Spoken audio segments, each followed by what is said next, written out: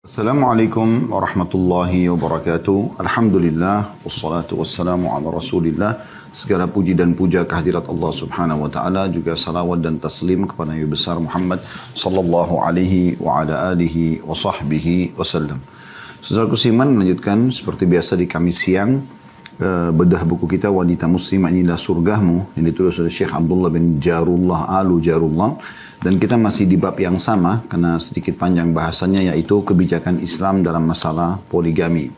Dan bagaimana kita sudah memberikan gambaran teman-teman sekalian, hukum-hukum dalam Islam tidak boleh ada yang dihapus, tidak boleh ada yang dibenci. Ya. Dan ada beberapa kasus hukum-hukum syariat yang kadang-kadang dibenci tanpa sebab. Ya. Seperti kasus sekarang, saya kasih contoh pada beberapa lalu, jihad misalnya. Oh, jihad itu berarti ajaran radikalisme, garis keras. Padahal ini hukum Allah subhanahu wa ta'ala dan ajaran Nabi Muhammad SAW. Bagaimana kita menghapusnya? Nggak mungkin. Yang penting kita sekarang menjelaskan dengan syarat-syarat, ya, rukun-rukun yang benar. Dan kita mengingatkan kalau ada orang menyalahgunakan ini. Karena dalam masalah jihad ada dua kelompok. Ada orang yang terlalu berlebihan dalam membenci jihad sehingga kalau perlu dihapus dari kurikulum. Dan berarti dihapus dari syariat Islam. Mau dikemanakan ayat-ayat Al-Quran, mau dikemanakan hadis-hadis Nabi SAW, juga dalam sejarah fakta beliau berjihad, membela agama Allah SWT dan menyebarluaskannya. Takluknya kota Mekah, wilayah Khaybar, ya. Kemudian menyerang ke suku Thaqif di perang Hunain, kemudian pembebasan kota Mekah, dan banyak. Ya. Oleh karena itu kita jangan salah faham dengan masalah ini. Tidak boleh dihapus, tapi diajarkan dengan cara yang benar. Ya. Nah, ada syarat-syarat dan rukun. Demikian juga ada orang yang keliru, berlebihan dalam arti kata keliru dalam memahaminya, sehingga mereka membawa dan merusak citra jihad dengan cara membom sana sini. Ini kan salah gitu kan. Kita bukan sedang membahas jihad, tapi ini ada yang ingin kita titik beratkan dalam masalah ini. Nah, contoh kasus yang lain adalah yang sedang kita bahas, masalah poligami.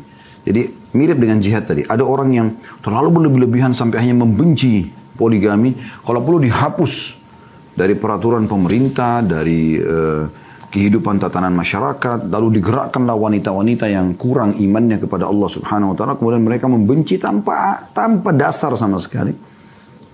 Dan sudah kami bahasakan, kalau Anda belum mau melakukannya, Anda pribadi.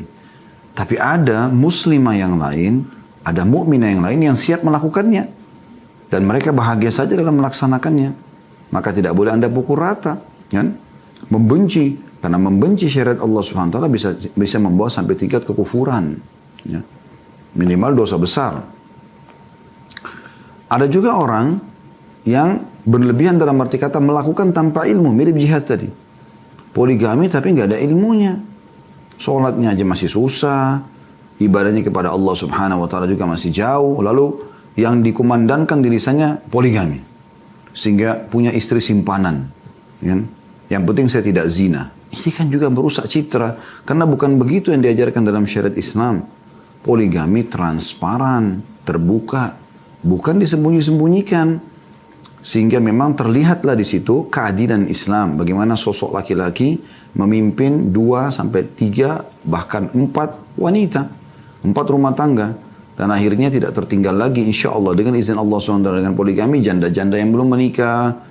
Atau gadis-gadis yang saya pernah bahasakan pada pertemuan yang lalu, memang bawaan pribadinya itu suka dengan laki-laki yang kebapaan. Ya. Karena kan masing-masing perempuan berbeda-beda. Ada wanita yang dia suka dengan orang yang sebaya dengan dia. Sehingga setiap waktunya bercanda saja. Mungkin ada orang seperti itu. Ya. Tapi ini tidak bisa diharapkan bisa menjadi figur seorang ayah yang menasihatin kalau sedang salah dengan cara yang bijak. Ya. Atau menjadi seperti seorang guru yang mengajarkan kepada dia dengan penuh kasih sayang. Itu nggak mungkin dengan orang yang sebaya, gitu kan? Jadi orang seperti hanya mendapatkan masalah bercandanya. Atau ada orang yang memang, dan ini banyak perempuan seperti itu, suka dengan figuritas orang yang lebih dewasa, lebih tua, lebih mapan, kebapaan tadi saya bilang ya. Sehingga mereka tuh merindukan figur suaminya mirip ayahnya. Yang selalu memeluk dia, memanjakan dia. Dari satu sisi juga akan bercanda dengan dia. Dan ini sebenarnya lebih tepat ya. figur seorang suami yang paling tepat kalau Anda mau cari buat diri Anda, wahai muslim, ataupun buat anak Anda, maka cari orang yang dewasa. Itulah yang dicontohkan dan yang sudah kita sebutkan pada pertemuan lalu, dan penulis juga menyinggung masalah itu. Bagaimana Umar bin Khattab radhiyallahu anhu pada saat Hafsah menjadi janda dan masih muda sekali, belum punya anak, ya. Bukan beliau nikahkan dengan Anas bin Malik, ya, Abdullah bin Mas'ud, ada Zaid bin Harith atau Usama bin Zaid, dan ada banyak orang-orang yang mungkin bisa sebaya. Tapi figur Umar bin Khattab yang memang menjadi contoh dari hampir semua sisi kehidupan beliau, menjadi contoh. Ya, baik sebagai suami, sebagai sahabat, sebagai pejuang, ya, sebagai pemimpin negara, semuanya berkumpul pada beliau kebaikan-kebaikan ini radhiyallahu anhu. Beliau memilih untuk menikahkan dan menawarkan Hafsah kepada Abu Bakar.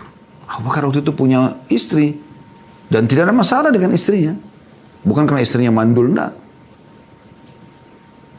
Tapi karena syariat poligami. Dan dia melihat bahwasanya figur laki-laki yang sudah mapan seperti ini yang paling layak untuk anaknya. Kan begitu. Jadi karena itu. Bahkan sebelum menawarkan kepada Abu Bakar, ditawarkan kepada Utsman bin Affan dulu. Utsman bin Affan juga sudah sangat tua, berumur, ya, dan berpoligami. Oleh karena itu teman-teman sekalian, kita dalam membahas ini bukan sedang, oh Ustaz ini membahas poligami, ini kayaknya kurang pantas untuk didengar materinya atau apa. Jangan seperti itu. Karena kita sedang membahas syariat Allah. Anda mau kemanakan bahasan poligami ini kalau tidak dibahas? Apakah kita tutup pintunya selesai? Berarti kita menghapus syariat Allah SWT? Saya tidak berani dengan itu. Itu terlalu besar risikonya. Dan ingat wahai muslimah, karena Anda yang selalu ditunggangi oleh musuh-musuh Allah, musuh-musuh agama ini untuk membenci syariat ini. Padahal bisa saja ada beberapa keadaan yang dimana Anda lebih pilih poligami. Misal Anda posisikan diri dilamar oleh dua orang laki-laki. Yang satu masih sebaya dengan Anda, baru awal mau meniti karirnya, dengan yang satu berpoligami tapi sudah mapan semuanya. Ekonomi, fikirannya, gitu kan. Kira-kira Anda kalau menggunakan hati nurani Anda dan fikiran Anda akan pilih yang mana? Saya yakin banyak sekali kasus, dan itu sampai ke meja-meja taklim kami. Mereka memilih poligami. Itu terjadi gitu kan, itu faktanya. Jarang sekali kalau bertemu antara dua orang begini, mereka masih milih yang bujang. Kecuali si bujang ini juga dalam kondisi betul-betul sangat mapan. Mungkin secara ekonomi mendapatkan warisan yang banyak. Mungkin dia juga masih muda tapi sudah punya titel akademik yang tinggi. Dan seterusnya dewasa. Itu jarang terjadi di umur-umur yang masih muda gitu. Ya maksudnya masih di bawah 30-an atau masih di bawah 40-an. Itu jarang sekali. Ada tapi jarang. Nah, oleh karena itu memang ini kondisi yang bisa saja terjadi. Dan banyak di antara muslim di sana mereka mau menjadi istri kedua, istri ketiga, istri keempat. Bagi dia yang penting dia suka sama laki-laki itu. Dan betul-betul memang karena ini adalah syariat Allah Subhanahu wa taala. Ya. Terlebih lagi memang poligami ini kalau dilakukan dengan orang yang beragama. Makanya kita lihat di situ teman-teman sekalian.